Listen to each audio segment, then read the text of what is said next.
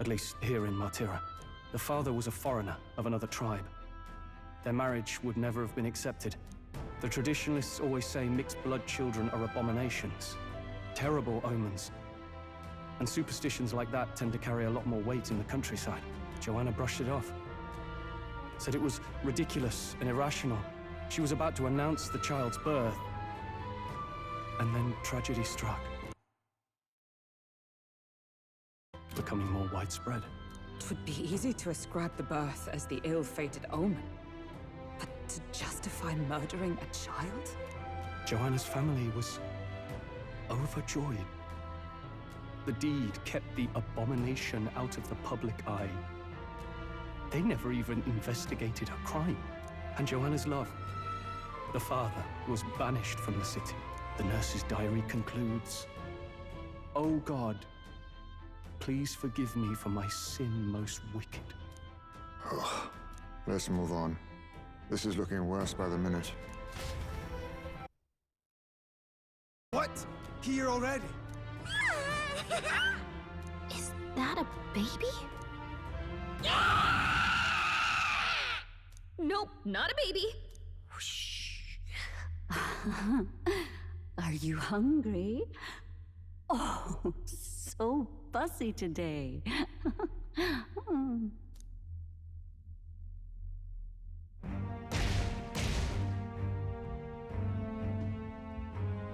This monster. Is it a human? This is the child you hold so dear? So, all the victims you kidnapped? Oh, my darling has a hearty appetite. I had Morris deliver us food. Were you able to secure a meal? Well, Oh, useless! You have failed to eliminate the bounty hunters, and now you've led Heisme himself here. But no matter. You look tender enough for my darling's liking. what?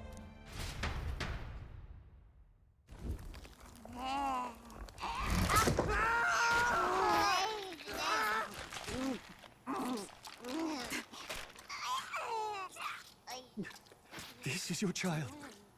It just devoured a man. All I see is a mindless monster.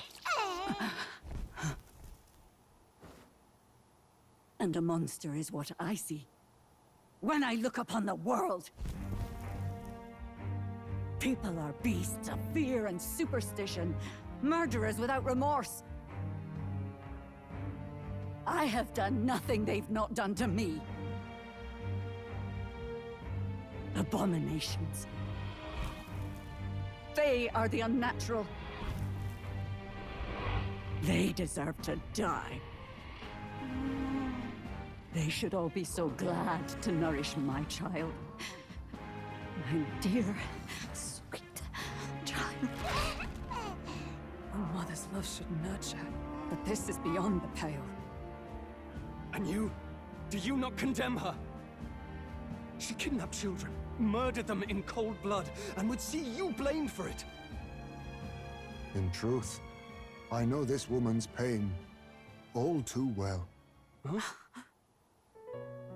In the name of her child, she was willing to turn against the entire world. Behind her atrocities, I see the devotion of a bereaved parent. You found yourself unjustly in a terrible darkness, and I struggle to blame you.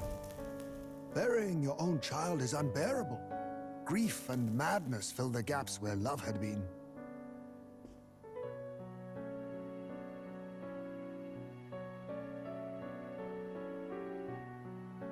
But my eyes were opened. These people helped me see. The only way to beat the darkness is to confront it. Step by meager step. You must walk back to our reality. Look upon that, and see true that it is not the child you once loved. Be silent! You know nothing of it. Your sermons better suit a preacher, but that is not your place here. You are here to be eaten! Good.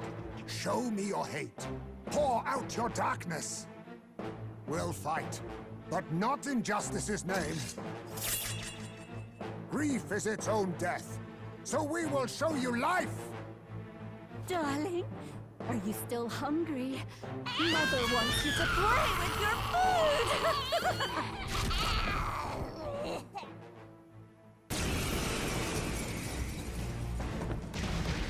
Come, my darling. It's time for supper. Eat up. All the people who disappeared. This must have been the last thing they ever saw. We break this tragic curse here and now. It's the only way we might mourn them. Let us finish this, Captain. We'll put an end to this horror, whatever the cost. If we can figure out what it really is, we can win. Let's get after it. Looks like we can't brute force through this one.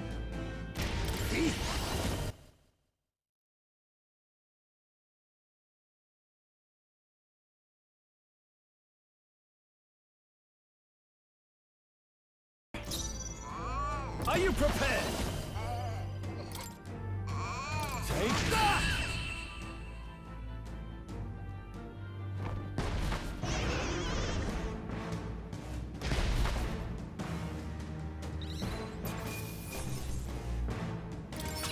Satisfactory. Nice. I feel Ha! I have never known such heights.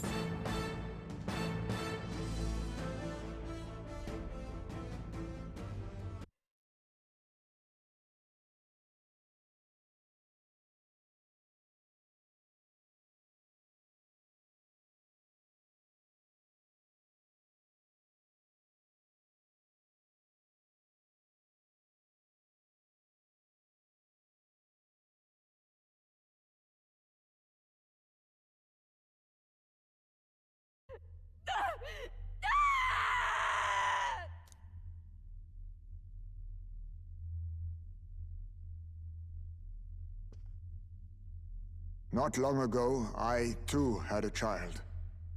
But I couldn't protect him. It was in a nearby village. Some paripus started a riot, and my son was caught in the middle of it. They beat him until he was barely recognizable. Even bloodied and battered, he clung to life. But his body was broken. He couldn't move. And not a single person came to his aid. He was a Ujif, and to them, that's all he was. But he was a helpless child, left to die in a pool of his own blood. By the time I finally got to him, it had been hours. It was too late. I had no idea. I couldn't abide it.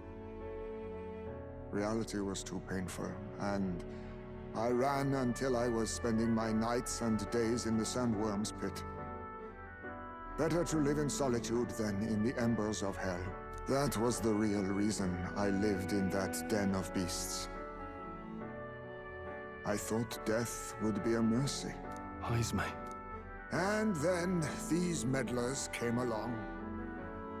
They dragged me under the night sky I'd not seen in many seasons. And beneath those stars, it finally came to me. This is not the life my son would have wanted for me.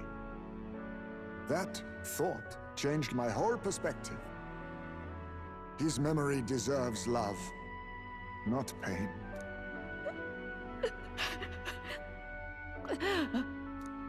Look with your eyes and your heart. You can ignore it no longer. You loved your child, not this creature. And the child you loved is gone.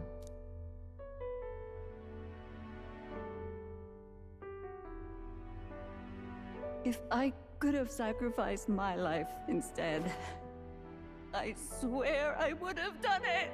I loved my son with all of my heart. I know. Nobody could ever deny you that. And now, the nightmare is over.